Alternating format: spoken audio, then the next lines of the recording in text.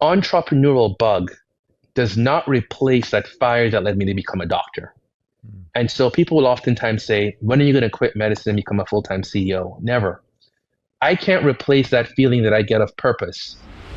What if you could reclaim hours of free time each week, create legacy building wealth, and devote more energy to your passion projects without giving up on your career as a life-saving MD? Dr. Vikram Raya is a functional cardiologist, high-performance coach, and real estate expert, is here to give you the tools, strategies, and solutions you need to transform your life, unlock your limitless potential, and achieve greatness, all while freeing up your precious time. Welcome to Limitless MD. Let's dive in. All right, guys, let me ask you a question. If you're listening to my podcast for many years now, you know we bring on some of the best guests in the country. Some of these guys are visionaries, they're leaders, they're thought-provoking physicians, and they're here to make a difference. But a lot of times, sometimes you need to uncover the layers of these individuals and really discover who they are.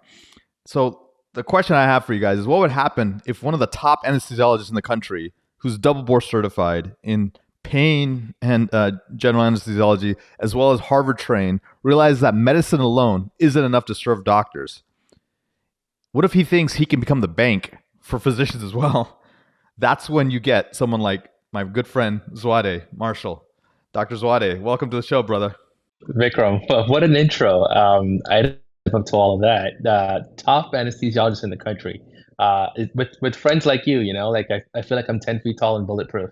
But thanks for the warm introduction. I'm thrilled to be here. The journey has been an exciting one, fraught with ups and downs, more ups than downs. But I think your audience can likely relate to a lot of what I'd love to share and the experiences that I've had. But certainly, this platform, your group, the Limitless MD community, and the Viking Capital group, I think are kindred spirits of mine. And I love spending the time with you all in person at the conferences, but also certainly in this format. So, I think you've been on our podcast before, but I have some new information that I want to share with the audience out there. So it's really about the why, right? We're going to build this intriguing narrative of a physician who's not satisfied with the status quo. So, Zwade, if I met you 10 years ago, who were you and what were you chasing? Sure. So 10 years ago, I was 30. I was still in residency at Harvard. And I was still pretty pie in the sky about about making an impact in helping others and being fulfilled with the challenge of learning how to be a good diagnostician, being a good clinician, managing up, right? Like when you're in residency, you all remember you're pleasing your superiors, and so if you're the intern, you want to make sure your resident is happy and the chief resident is happy and the attending is happy, and so we learn quite early how to develop the emotional intelligence to be performative while learning and demonstrating that you know the thing they want you to know while you're also trying to just survive the work hours and all of those things. And so I had no idea then that I would be that I could or would have had the opportunities or the doors open to expand the horizon for what I a career, fulfilling career, by not only owning my own practice, thriving during COVID at a time when things were really scary for business owners and for the population at large, and also running a lending company that's growing quite quickly with the challenges that come with scale as well. And so I don't know if Zwade at 30 would have predicted Zwade at 40 and what's happening now. And I think that's the part of being an entrepreneur that's exciting. I think that folks that can really will know that it's those surprises that make it all worthwhile. So I get the fact that, these things sort of unfolded and that was not your original intention, but you were chasing something back then. What was Yeah, that? Was it a vision? yeah, Was it a goal? Was it a number? What were you chasing? yeah. So it wasn't a number. I think I'll tell you that a part of what's been motivating for me and for many of us, it's you got to get back to the origin story of how we ended up to where we are. I am in large part shaped by my upbringing as the eldest child to my mom and dad. My dad had I have an older step sibling, but in our family unit, I was the eldest, and they got divorced when I was pretty young. And it was always ingrained in me as a child in a third world nation, a developing country, Guyana, where I'm from in South America. A poor country, but we were a middle class household. My dad is an architect, was an architect. He passed away earlier this year. My mom was an entrepreneur herself. And so we had all the trappings of a middle class family in an underdeveloped nation. But it was clear from a very early age that I was going to be their retirement investment plan, right? Uh, there was no 401k that they were going to be tapping into. It was going to be me, and so they poured a lot of stuff into me in terms of resources, educational energy, and in developing me into someone who could aspire to do more than they had done as my parents. So we moved here when I was 17 years old. And I remember there were some kind of pivotal challenges in my formative years. For instance, I had a very pronounced stutter as a child. Mm. I just had output failure. I couldn't, my brain, I think, would move too quickly, and my mouth and tongue couldn't keep pace with getting the information out. And I think that singular kind of defect in my brain and mouth shaped my personality at that age Hmm. because it made me in the classroom, in the playground, someone who was quiet, not because I wanted to be, but I was rehearsing the lines of what I wanted to say and practicing it in my head before I would say it. Yeah, so I had to rehearse my lines, and what it meant is that in the classroom setting, I'd be the last person to speak. So I became very astute at listening first, at internalizing information. By the time I was ready to say what I wanted to say, I'd already gotten a lot of inputs from what everyone else had said, and so it made my commentary appear more reflective than my peers because I was taking so much time to do that. And you know, there's something that happens when you lose the confidence of being able to express yourself and having to kind of grow into shaping how you present vocally. That was pivotal for me as a professional because now I think folks will often say like, like, you seem so comfortable speaking in public because I've been on the stage since I was 7 or 8 years old, rehearsing what I wanted to say, and that's been incredibly helpful.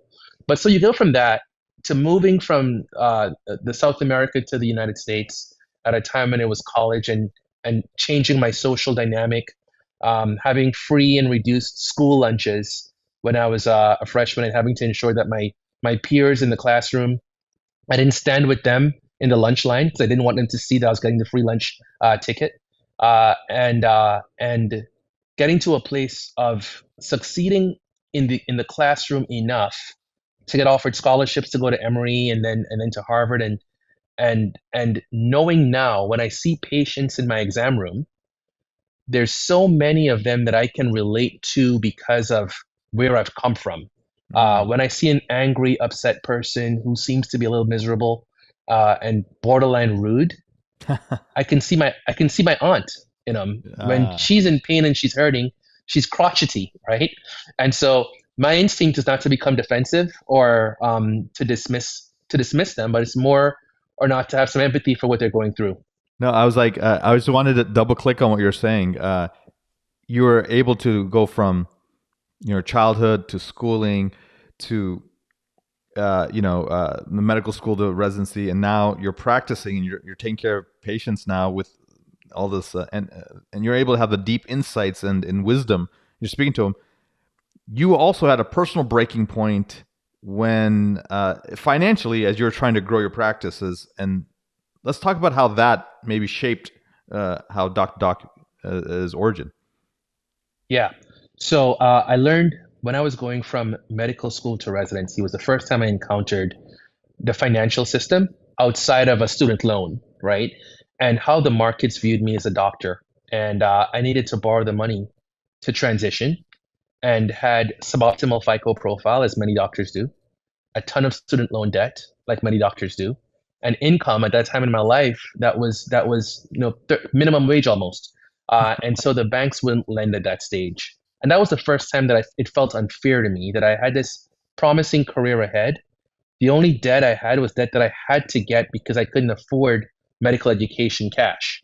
And then I encountered it again when I was in a practice as an employee, as an associate, and being promoted to become a partner and needing to borrow the money to buy into that partnership. That's right. That's right. And and because of the way anti-kickback and Medicare rules work, the bankers have a hard time collateralizing a partner buying loan.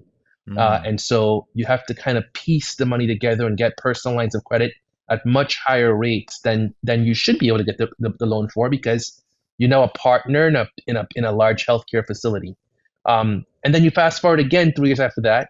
I'm starting my first practice and needing to do the build out of a surgery center, the acquisition of medical equipment, needing for merchant services. And I list all these things because many of you in the audience would have encountered the financial markets at multiple different checkpoints. And the way you're treated is very variable at each checkpoint, but it's not the same way that accountants are treated. It's not the same way that your MBA peers are treated, because they oftentimes don't have that debt burden that we have. And that period of mortgaging your youth, where we're in the library and the classroom in our mid late 20s, early 30s, when everyone else is making money. So at the age of 36, you'll have a FICO score that's a 650, when the average American FICO score is a 725 at that age, right? And so we appear to be ugly ducklings on paper just by virtue of the fact that medical education costs a lot. And it's a time in our lives when we're having to access capital to live, to build, to invest in our future and our careers. You know, me and you come across a lot of physicians, and the concept, it seems to be the theme I get, is so many doctors feel broke even when they earn multiple six figures. And part of it is this ability not to be able to gain loans or intelligent debt to expand their practice. But it's more than that. It's a psychology as well. Can you, I mean, part of your profession is to understand a physician and get them the capital they need to move forward. But help me understand this concept of physicians don't feel wealthy. It's a complicated psyche, Vic. And if we had a psychologist here, it'd probably serve us both well. But I'll tell you that there are a couple of different things that we experience as doctors going through the journey. There's a huge imposter syndrome as we deal with climbing the ladder of academic kind of hierarchy and feeling like the next room we're in, someone is smarter than we are. And then also feeling like the world owes us something because we've been sacrificing so much personally over the course of our time in training, that when we finally arrive, or we try to arrive before we should. So there's an absence of financial literacy that makes us want to acquire stuff before we can afford to acquire it. So there's going to be student loan debt. There's some consumption spending that we do as well, where we're taking vacations and buying bigger cars and homes that then we can't afford at the time we do it, in the hope that our future self can pay it off. And then if your future self arrives and you're making the money, but that money is all accounted for in things you've done in the past. And so there's a compounding factor of good investment debt, the debt that you'll borrow for education, to buy your home, to do the things that you need to do. But we, as a cohort, tend to do a lot of consumption spending that we don't see happening with nurses and anesthetists and attorneys as much as we do. And it's tied to the fact that we don't have the financial literacy, but we also feel as though we've been sacrificing so much for so long that we need to have something to show for all the work that we've done and the investment we made in our time into this career, that we acquire things oftentimes just to feel like it was worth it. So the delayed gratification tsunami results in the doctor car, the doctor house, and the doctor schools, private schools we send the kids to, right? So, and that financial literacy, it's not there yet. And listen, I speak as someone who is at the helm of a lending company, who takes good pride in my FICO profile, but I'm guilty of it as well. Like I, I, I, I need to have the trophy to remind myself that all the work was worth it, and the trophy can be whatever it is that you care about. But I do take stock in having some visible, physical reminder that the sacrifices that I make, I can see it, I can feel it, I can experience something for it, and that manifests itself in healthy ways and unhealthy ways in each of us that we need to reconcile with the who we are and the why we do what we do. So now I want to put on a different hat. I want to put on this entrepreneur hat that some physicians and more are starting to put on over the last, I don't know, 2 decades. More and more physicians are realizing, hey, there's a different way to play the game. And that's perhaps scaling their clinics, perhaps that's investing in real estate or stocks, or starting companies like you did. So let's talk about starting a fintech company while practicing medicine. What were the early days like? Did you have doubts? Were you scared? And how did you know it was going to work out? It's a lot. It's a lot in there. The doubts were there, and they're always there. And it takes turning that anxiety and the fear of failure into an insatiable curiosity and work ethic to overcome the things that you worried can catapult the company. I think in the earliest days, it felt to me like being in the exam room, in the operating room, in the clinic room was just not enough for me to feel fulfilled, because I was increasingly frustrated by note taking and the clinical obligations outside of patient care that comes now part and parcel with medicine. I was being frustrated by having to work harder to make less with declining insurance reimbursement. And there's this groundswell of us that feel as though the marketplace, the way insurance works, the way the health system is designed, it's really a sick system. And there's not enough that we are able to do and control in how our work day goes and how we're able to impact the lives of our patients, that it leads to a frustration with how we viewed ourselves as doctors when we decided to enter the field. And that's, I think, a big reason for burnouts within our communities. And then we're also people that are curious. We're scientists. So we see the world through a lens of exploration, of diagnosing issues and problems and trying to find a way to solve it. And so we'll have ideas outside of medicine that we'll find the itch and we'll want to pursue them. I think the challenge for me now, though, having done both and I'm actively doing both, is the entrepreneurial bug does not replace that fire that led me to become a doctor. And so people will oftentimes say, when are you going to quit medicine and become a full-time CEO? Never. The satisfaction that I get from putting a needle in someone's spine and having that sciatica go away and seeing them 3 weeks later when they come with cookies to my office and they're crying out of appreciation because they feel better. I can't replace that feeling that I get of purpose with loans that I issue to borrowers. But what I don't get in the exam room is the ability to lend $150 million worth of loans to folks that were just like me, that when you say your loan is approved, you hear them cry on the phone because they've been denied 3 or 4 times before, because they're doing family planning and need to pay for fertility treatments, or they need to get out of that suffocating credit card debt at 33.5% interest. And I've given them a lifeline to now revamp their credit profile to access capital more cheaply in the future. And this can be done at scale. Now, to the question of how do you do it, how do you think about it as an early stage company? For me, the key was having a really awesome partner, another physician with a business mind who thought like me, but was very different from me. And we saw each other's blind spots. And in early days of any company, there's a huge part is capital raising, and being a part of disparate networks where we can tap into raising money from groups that didn't overlap too much was a powerful tool that we had at our disposal. But Kenton is a very methodical, strategic mind. And for me now, he is the number one source of guidance. Because if I call him with an issue that we're having, a challenge that we're having, granular or big picture, he has the ability to see my blind spots. So having a person, it could be a partner, it could be a mentor, it could be a coach, it could be the role that you play for many of your mentees and the folks in the program. That person can always help you to take a step back and see the forest for the trees. The other thing is that's been very intimidating is raising money from your network. And I've said this before, Yeah. but it's a humbling and challenging thing to do. When people know you as a doctor and you tell them, hey, I've got this patent that I want to apply for because I've got an idea.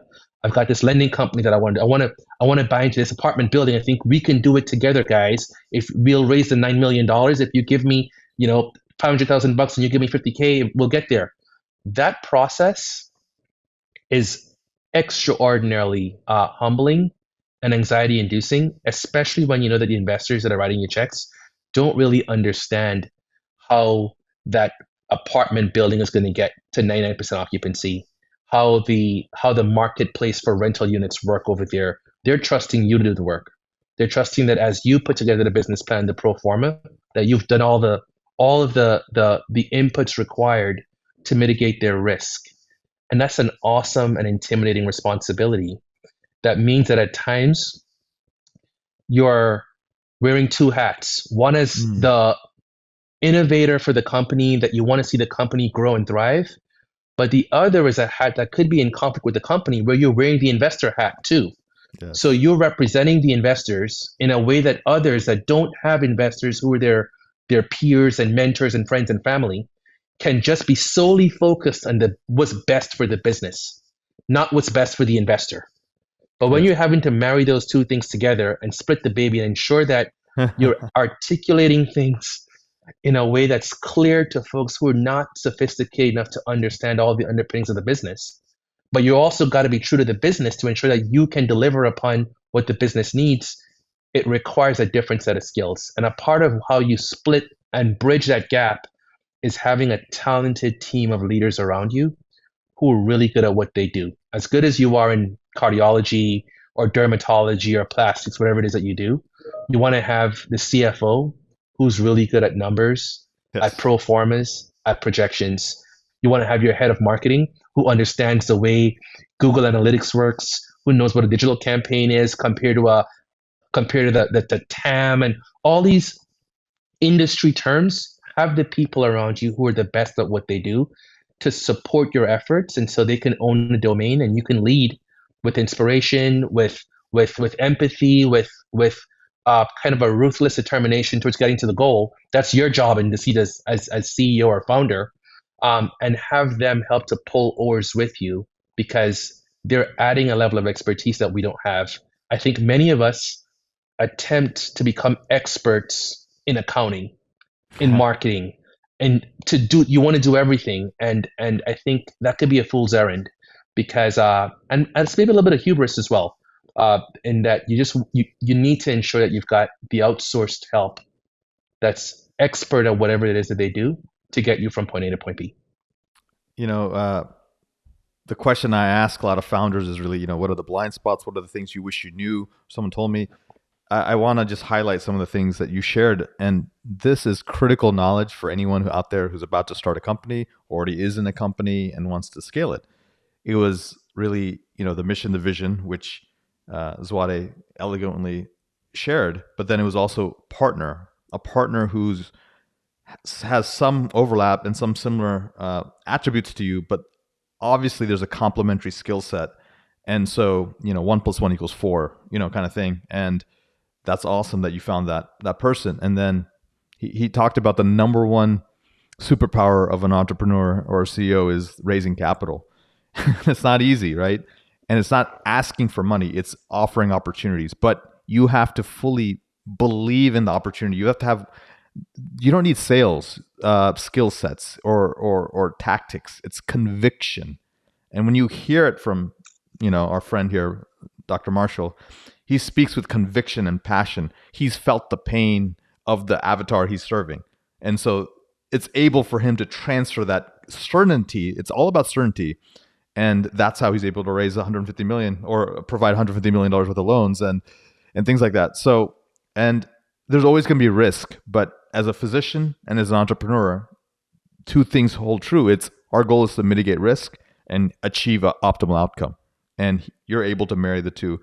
And I love that. So I also want to talk about how, even though you're known as the Doc2Doc guy, you've also built a powerhouse of a practice in Atlanta. You have 3 locations for regenerative spine and pain. And you have, I think, how many ASCs now at this point? It's 2 ASCs. 2 ASCs. So tell me about the thought process of being a team member, an employee of a practice to, hey, I'm going to hang my own shingle up. That must have been a daring and bold movement. And then 2, how do you get the wherewithal to scale this thing, with all your other commitments?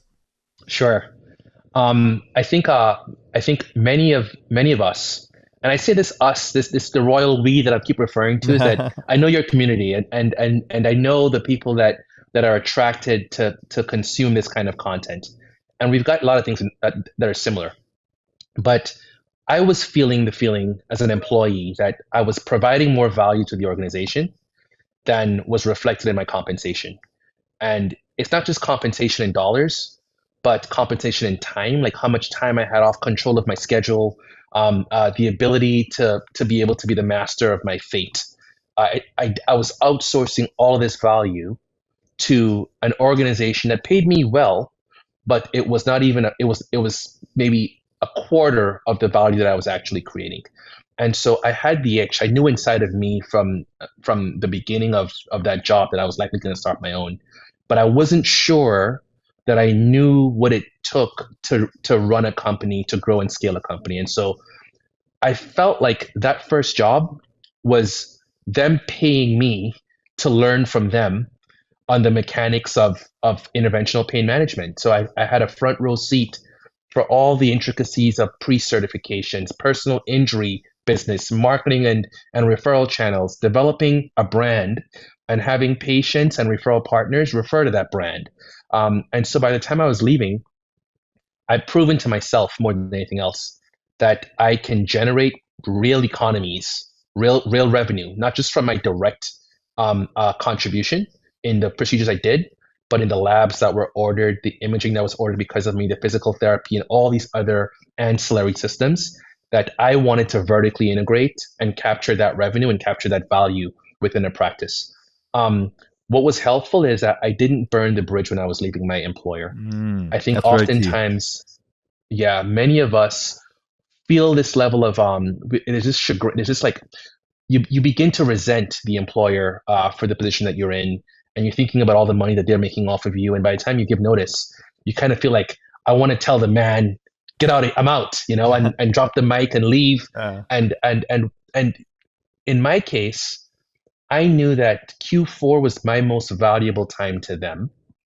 So they couldn't lose my income in the fourth quarter of any year.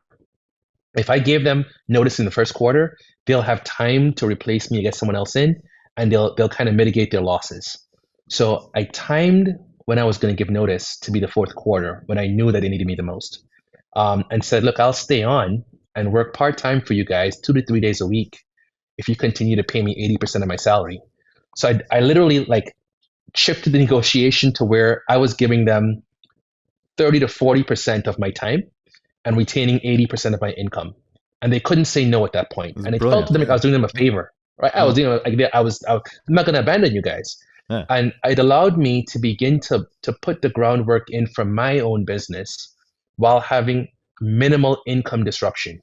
One of the main things I see today as a lender are folks that quit and then apply for loans to fund their new venture.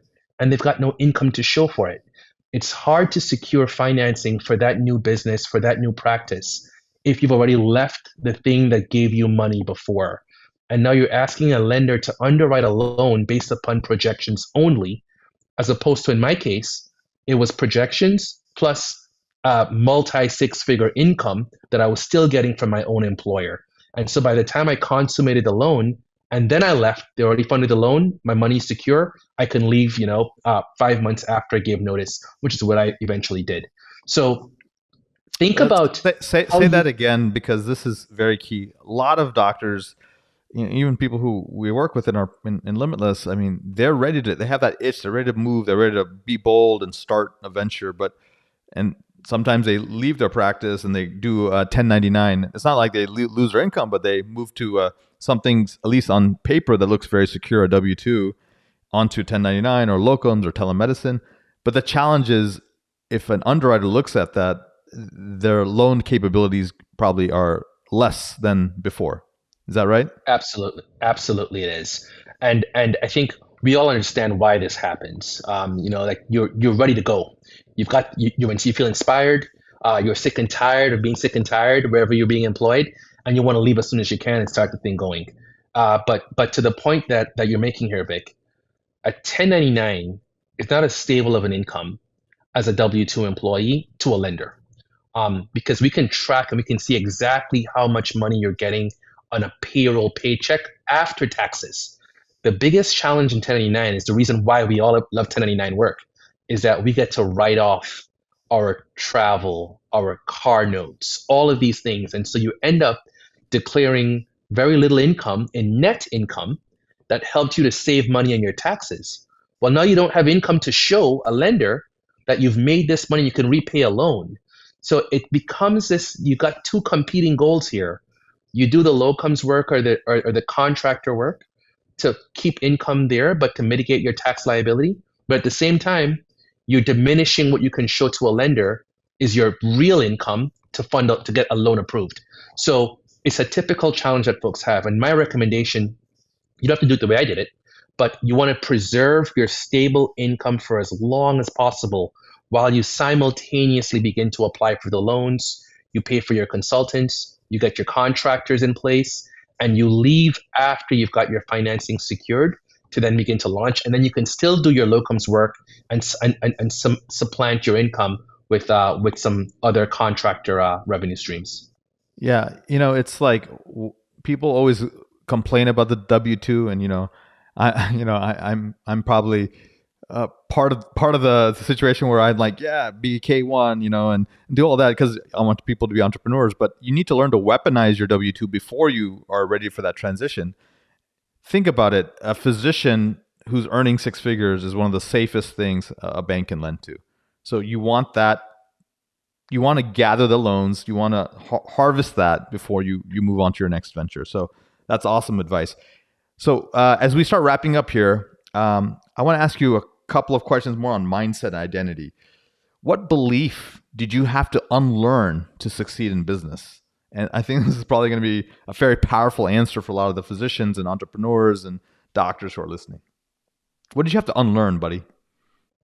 We all subscribe to some mental model over the course of our lives. So, like you got a belief system of what's up and what's down and what works. And I've always believed that working harder and dedicating more time, doing the grind, investing more kind of sweat equity into whatever it is, yields the better outcome.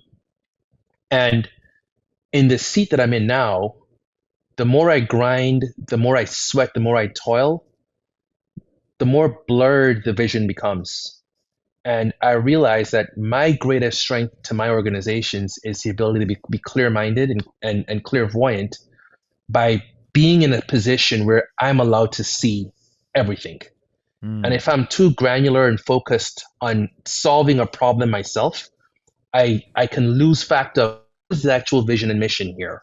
What is the goal of this challenge? And if I solve this, if this domino falls, what is the next thing that needs to be done to get me to where I'm trying to be? And so a part of what I'm trying to say here is it's the do-it-yourself mentality. Physicians, we work in team-based environments a lot, but in all those teams, we are intended to be the leader of the team. And we have a strong self-reliance on our own abilities and our own capabilities. And being able to surround yourself with the right people, but recognizing in those people when they have hit the ceiling on what they can provide for you at that time of company building. And so a large part of what's challenging for me today is people management, inspiring, motivating, knowing the incentives that'll keep a star, a 10Xer has a Mm, lot of different needs from you as their leader than a 6Xer. And you need both in any organization. And so being really attentive to investing the time rather than in the toil, but in nurturing the people and ensuring that you're giving them what they need to succeed. Whether it's coaching, whether it's motivation and compensation, whether it's a path to promotion, and having that and ensuring that you don't put new people in the way of other folks who view themselves as being able to ascend into that role. And it's a mhm. complicated thing to look at an org chart, look at your goals, and marry the two to figure out who do I need to get from here to where I need to be. And it won't be the same people that you need to get from where you are to the next step up. That's awesome. That's very powerful advice, guys. I think it's stop being the doer and start being the thinker and the architect, right? And you really are the architect of this greatness of both companies that you've created. And so there's a book recommendation that we have to drop in here, guys. I'm sure you've already read it, Zwade, but it's Who Not How by Benjamin Hardy. Phenomenal Absolutely. book, and it's really talking about if you can find the right who's, you can accomplish your goals. And then the other thing is constantly up leveling your team, right? As the company is going to keep evolving, normally the team members evolve with the company, but at some point they hit their own plateaus, and then you have a choice to make. Can you help keep them growing? If not, maybe it's time for them to exit, and you bring on new team members. And I mean, there's like almost a iteration or evolution every 2 or 3 years in their companies. And at some point, you start hitting these all stars who have insatiable appetites, similar to you, and they grow with you. And then that's when you get the tenureship. And so we have guys who've been with us for 5 years and 3 years and 4 years. So then they're like, okay, we found our core team, right? And that leadership team can take you to the moon. And then at some point, you have to ask a tough question. At some point, Zwade, does Zwade have the capabilities to go from, let's call it, I don't know, $5 million company to a $50 million company? If he does, great. If not, other options are maybe he can become a chairman where his vision, his mission, his relationships, his connections, and his tenacity is still the DNA of the company, but perhaps an executive can perhaps run it and do more of the day to day, but he's more of that big picture visionary. And so these are all the options that unfold over time. Your summary was better than I said it, and I couldn't agree with you more. And I think the last thing I'll add to all of that, as you're trying to think through how to coach, to lead, to be clairvoyant, and all the things that you mentioned, I know you stress this a lot. It's personal health and wellness, right? To be able, like monitoring your sleep, knowing when you thrive, when you're most creative. Are you a morning person or a nighttime person? And enabling your lifestyle to support the things that'll get you at your best. Ensuring that you're healthy from just a working out, a relaxation, having a time with your family members, the things that recharge and give you energy. Because when you're running a practice and leading a company, it's extraordinarily discharging, and you've got to know how to find that recharge so you can show up the next day, the next week, the next month, the next year, energized and motivated to actually do the job. And that was powerful. And I want to leave with one thing. I'm going to double click on sort of something you said, which is really, obviously the vitality, the health, the mindset, everything is integrated. But all of this comes to this concept, and that's the name of my show, is really limitless, right? So what does limitless mean to you, Zwade? And what's the impact you want to have on the world? I've recognized relatively recently that I've spent my entire life pleasing others. I was looking to impress and please my parents. I was looking to impress and prove to my mentors and the folks that told me that I was going to do well, that I can do well. I'm a father, I'm a spouse. I have employees that rely upon me to feed their families. I've got investors that rely upon me to give them a return on their investment.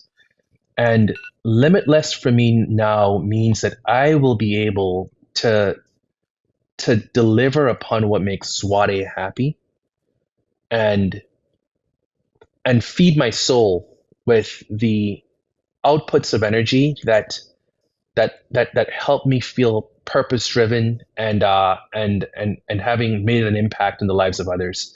I think that I'm extraordinarily gratified at my clinical practice and the impact that we have with patients. And the communities of folks like, and I mean this genuinely, Vic, being a part of the Limitless MD community and being able to share my story and hear the stories of others and get the questions from the community and get the pearls of advice and get the investment. Like, your community has been an ardent supporter of the Doc2Doc mission and vision in giving their capital and then using our product as well. We're doing a raise right now in Start Engine, and you guys have showed up to support us in that endeavor. And so now for me, it's about being free to practice at the top of my skills and know that I'm serving myself while I'm helping others at the same time is limitless in Zwade's mindset. I love it.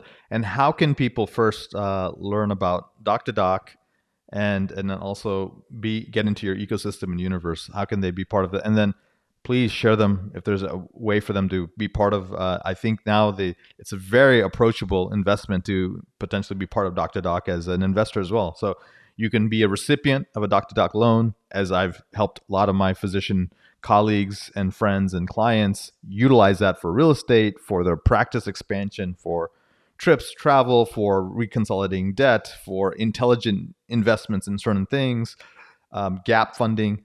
It's been very useful and it's invaluable as well. And then on top of that, obviously the investing, hey, you invest in real estate, great. You invest in stocks, great. You invest in crypto, fantastic. How about investing in a physician-led fintech company that is probably going to revolutionize the world? That's an opportunity that Zwade has created. So with all that, give them some links, give them some strategies to get connected to you. Sure. We're Doc2DocLending.com. That's Doc, DOC, to DOC.com. And we've got /limitless. And that is a co-branded link that allows anyone listening here to have access to the special features that we have for this community in specific. We do a concierge application process. We give some cash back on borrowers from here that come into our ecosystem as well. But we're raising the funds in Start Engine and startengine.com/Doc2Doc. And there you'll see the investment. We have some bonus shares available for certain investment tiers, but the minimum is $500. The highest we've received so far is $150,000 from a single investor. And we're capping this raise on July 22nd. We're targeting $2 million and we're at about 1.37 million right now. And so we encourage you to reach out. I will leave some after links as a follow-up to this podcast, Vic, where folks can kind of see the investment prospectus as well. Yeah, they'll all be in the show notes, my friends, when this podcast gets published. So we're looking forward to it. Thanks, Zwade. I know you're a busy man. You have a lot of things on your plate, but I really appreciate you stopping by and sharing your wisdom and us having a deep conversation about things that matter, especially for the community that we're serving here. So listeners, thank you for supporting the podcast. Really appreciate you guys. Thanks for subscribing and downloading the Limitless MD podcast. Look forward to bringing you a lot more cool episodes. And until next time, be phenomenal. Thank you so much for listening to this episode of Limitless MD.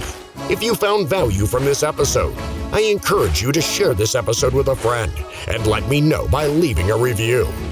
For more information, make sure you check out the links in the show notes below or simply visit vikramraya.com. Until next time, be phenomenal.